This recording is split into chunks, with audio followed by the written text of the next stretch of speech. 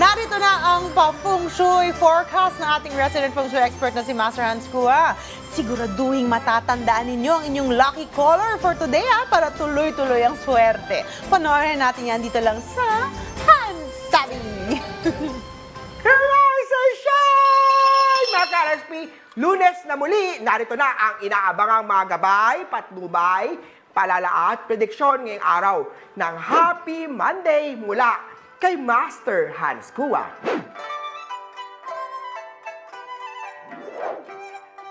Simulan natin sa mga pinanganak ng Year of the Rat. Dahil ikaw ang pinakamaswerte ngayong araw, nasa iyo ang pagiging good provider sa pamilya. Wait ka lang ha, at magiging masaya rin ang love life mo. Wow! Happy family na, happy love life pa. Green at 9 ang swerte sa Year of the Rat. Sa Year of Dogs naman tayo, Happy Family Star ay nasa chart. Kaya naman, mas maging masipag sa trabaho dahil ikaw ay posibleng ma-promote sa trabaho. Sana all may increase. Gold at 4 ang swerte sa Year of the Ox. Sa Year of Tiger naman tayo mag-ingat sa mapanlinlang. Posible kang maloko ngayong araw. Huwag agad magbigay ng impormasyon sa taong kahina-hinala. Red at 10 ang swerte sa Year of the Tiger.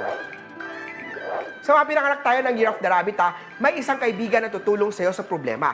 Sa kalusugan naman, may healing star. Kaya naman, hinay-hinay muna at huwag magpapagod. Sa love life, hindi maganda ang ending nyo. Masama ang loob niya sa iyo, maaari kayong maghiwalay. Pink at 2 ang swerte sa Year of the Rabbit. Sa Dragon naman tayo, may happy at good news star. Maganda ang mababalitaan mo na sobrang ikatutuwa mo. Sa pag-ibig naman tayo, maganda ang relasyon nyo dahil sa pagkakaintindihan at pagkakaunawaan sa bawat isa. Yellow at 1 ang swerte sa Year of the Dragon. Sa mga Year of the Snake naman tayo, beware sa magnanakaw. Mag-ingat sa Theft Star, huwag iwanan ang mga bagay na mahalaga at ilagay lagi sa harap ang bag kung ikay naglalakad. Makatulong ang pagsuot ng color peach dahil yan ang swerteng kulay mo. Number 7 naman ang lucky number. Eto naman sa Year of the Horse. Conflict day ngayong araw, hindi mo maasahan ang mga kaibigan sa araw ng problema. Tandaan, don't rely on others for support. You are the only one who can truly understand and help yourself. Orange at 14 ang swerte sa Year of the Horse.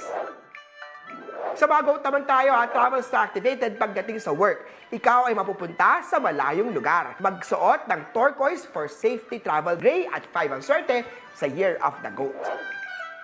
Sa Year of the Monkey, third party star iwasan. Manatiling loyal kahit maraming ang tukso sa paligid. Pagdating naman sa bagay na gusto mo, mahihirapan kang kuhain ito sa ngayon dahil may mas dapat kang unahin. Purple at 11 ang swerte sa Year of the Monkey. Rooster naman tayo, good health star activated. Maganda ang routine sa umaga, ipagpatuloy lang ang pag-exercise. Maganda rin naman ang nakalaan sa iyo pagdating sa negosyo. Puno ng good luck star na nasa chart ngayong araw. White at 6 ang swerte sa Year of the Rooster.